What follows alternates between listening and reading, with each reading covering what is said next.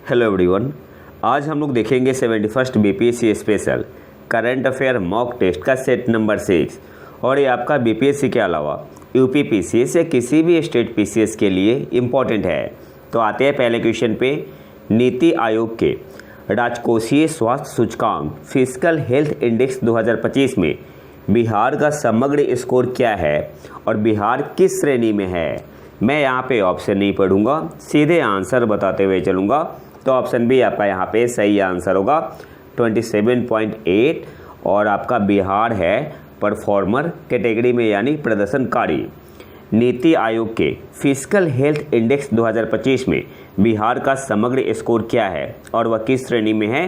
तो बिहार का आपका समग्र स्कोर है 27.8 और कौन से कैटेगरी में है, परफॉर्मर यानी प्रदर्शनकारी। ऑप्शन बी आपका यहाँ पे सही आंसर होगा। इसके अलावा आपसे एग्जाम में ऐसे भी पूछ सकता है कि हाल ही में फिजिकल हेल्थ इंडेक्स 2025 किसने रिलीज किया। तो आंसर क्या होगा, नीति आयोग ने। और इसमें आपका डाटा लिया गया है फाइनेंशियल ईयर 2022-23 से। इस पॉइंट को भी आपको याद रखना है। और इसमें 5 मेजर सब सूचकांक है। कौन कौन से, quality of expenditure, revenue mobilisation, physical prudence, डेप्थ इंडेक्स और डेप्थ सस्टेनेबिलिटी। तो 5 सब सूचकांक है। कौन कौन से हैं, quality of expenditure, revenue mobilisation, तीसरा आपका है फिजिकल प्रूडेंस, चौथा आपका है डेप्थ इंडेक्स और पांचवा आपका है डेप्थ सस्टेनेबिलिटी। अब इसमें हम लोग देखेंगे कि बिहार ने जो सबसे अच्छा परफॉर्म किया है किसमें किया है, क्वालिटी ऑफ एक्सपेंडिचर में। इसे हम लोग आगे देखेंगे। टॉप किसने किया है, तो टॉप उड़ीसा ने किया है। उड़ीसा की रैंक है 1, तो ये भी इम्पोर्टेंट है। और उड़ीसा का FHI स्कोर कितना है, physical health index score overall की बात हो रही है तो 67.8। और उड़ीसा आपका है अचीवर कैटेगरी में।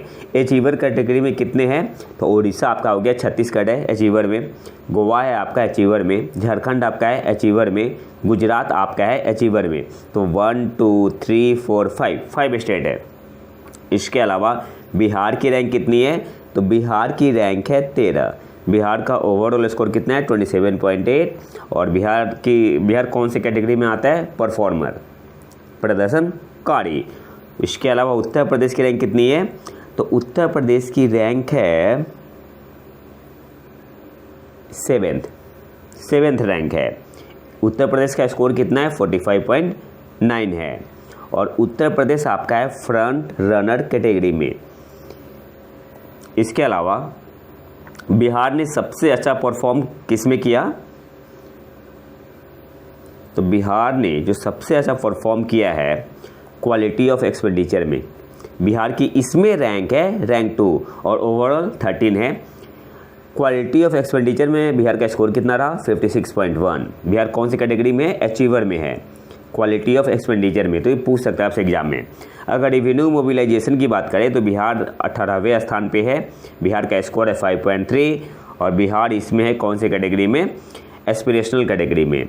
अगर फिजिकल प्रूडेंस की बात करें तो बिहार की रैंक है 17, बिहार का स्कोर है 11.5। बिहार इसमें है एस्पिरेशनल कैटेगरी में।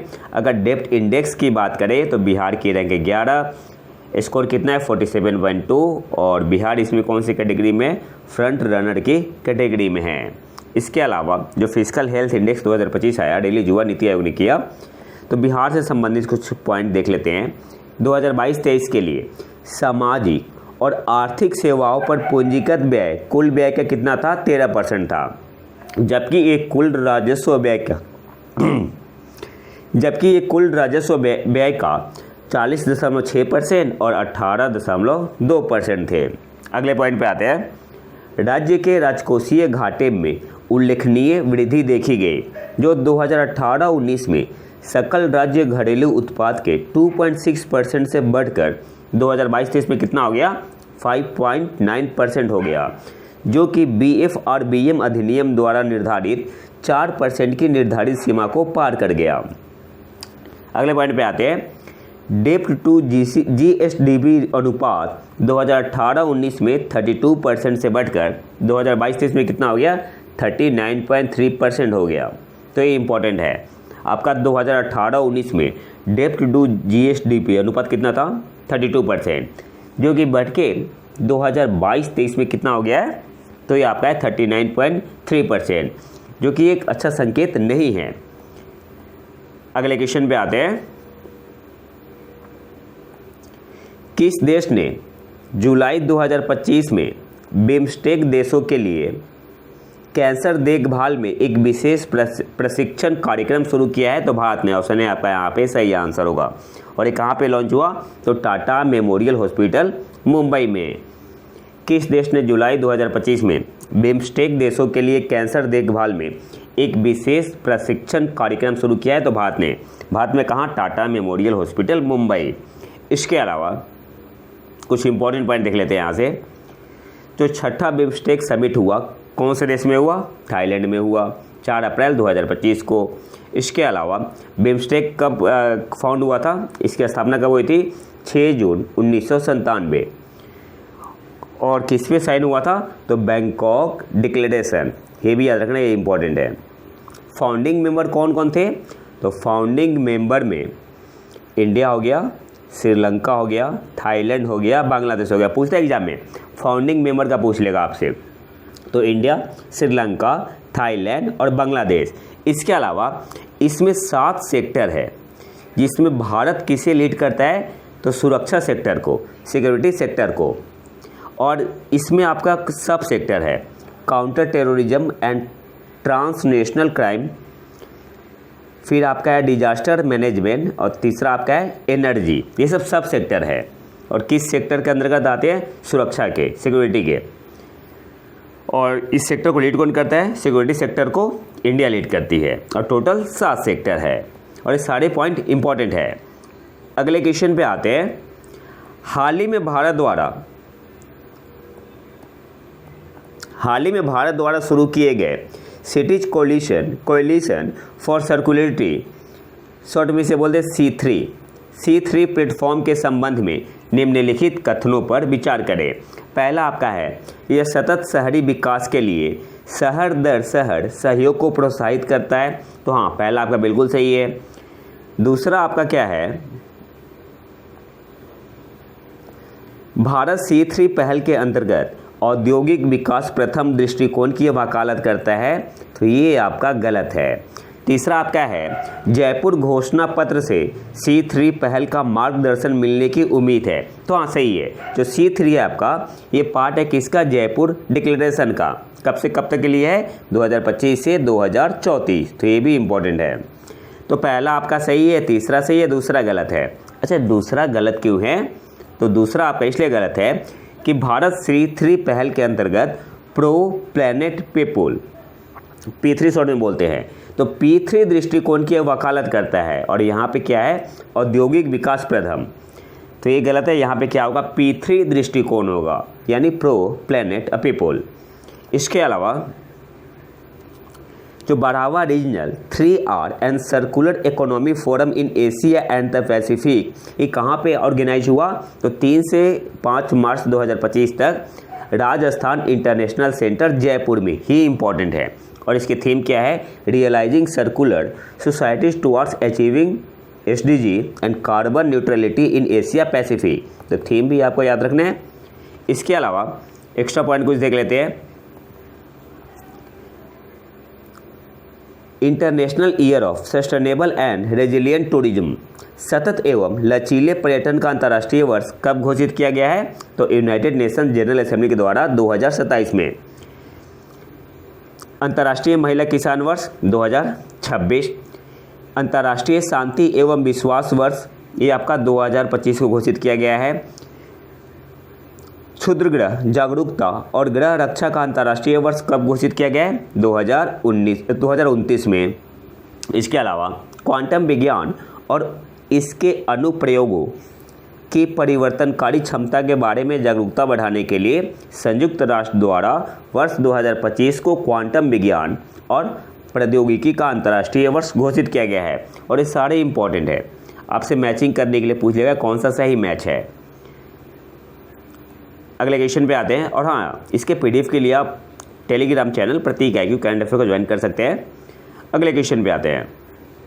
हाल ही में किस देश ने जिंगहुओ नामक दुनिया का पहला हाइब्रिड फ्यूजन विखंडन परमाणु संयंत्र बनाने की योजना की घोषणा की है? तो चीन ने। ऑप्शन बी आपका यहाँ पे सही आंसर होगा। ये आपसे ये भी पूछ सकता है कि जिंगहुओ क्या है? तो दुनिया का पहला हाइब्रिड फ्यूजन विखंडन परमाणु संयंत्र है और किस देश ने बनाने की घोषणा की है? तो चीन ने। इसके अलावा एक मिशन है स्माइल मिशन।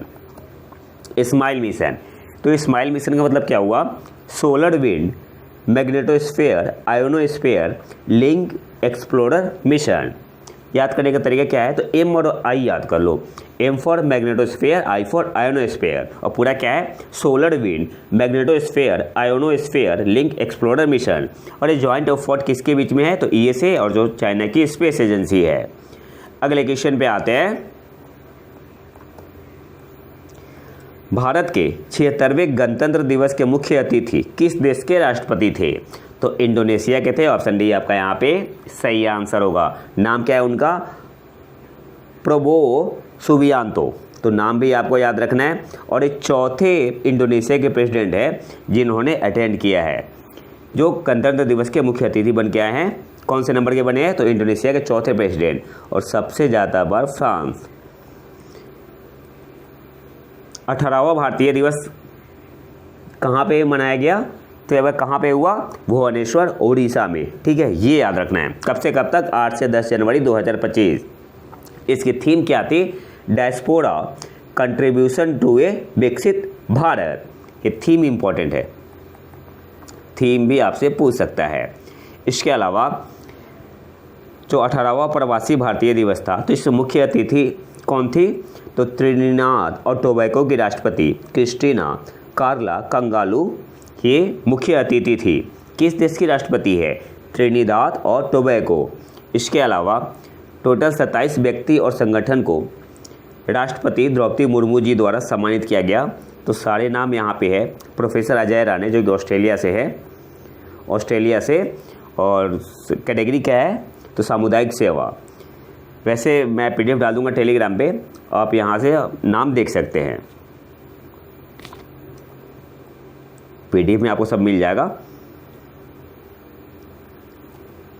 अगले क्वेश्चन पे आते हैं। 2024 मातृभूमि साहित्य पुरस्कार से किसे सम्मानित किया गया है? सारा जोसेफ। ऑप्शन है आपका यहाँ पे सही आंसर होगा। अगले क्वेश्चन पे आते हैं। किस संगठन ने मानव डीएनए के अध्ययन के लिए अल्फा जीनोम नामक एक नया एआई मॉडल लॉन्च किया है? तो गूगल माइंड। ऑप्शन भी आपका यहाँ पे सही आंसर होगा। अगले क्वेश्चन पे आते हैं। वर्ष 2025 के लिए चिंता रविंद्रन पुरस्कार के लिए किसे चुना गया है? शरण कुमार लिम्बाले। वर्ष 2025 के लिए चिंता रविंद्रन पुरस्कार के लिए किसे चुना गया है? शरण कुमार लिम्बाले। अगले क्वेश्चन पे आते हैं। FISM world championship of magic में बेस्ट मैजिक क्रिएटर 2025 का खिताब जीतने वाले पहले भारतीय कौन बन गए हैं? तो सुहानी शाह। ऑप्शन बी आपका यहाँ पे सही आंसर होगा। अगले क्वेश्चन पे आते हैं। किस राज्य सरकार ने डॉक्टर MS स्वामीनाथन के सम्मान में 7 अगस्त को सतत कृषि दिवस घोषित किया है? तो महाराष्ट्र। ऑप्शन है आपका यहाँ पे सही आंसर होगा। तो सस्टेनेबल एग्रीकल्चर डे महाराष्ट्र ने कब घोषित किया है मनाने के लिए? 7 अगस्त को। ऐसे भी आपसे एग्जामिनेशन पूछ सकता है। तो ये तो था हमारा आज का लेक्चर। अगर आपको इसका PDF चाहिए तो आप हमारे टेलीग्राम चैनल प्रतीक IQ करंट अफेयर को ज्वाइन कर सकते हैं। और अगर वीडियो पसंद है तो लाइक करें और चैनल को सब्सक्राइब जरूर कर ले। मिलते हैं नए वीडियो में नए टॉपिक के साथ। तब तक के लिए नमस्कार, जय हिंद।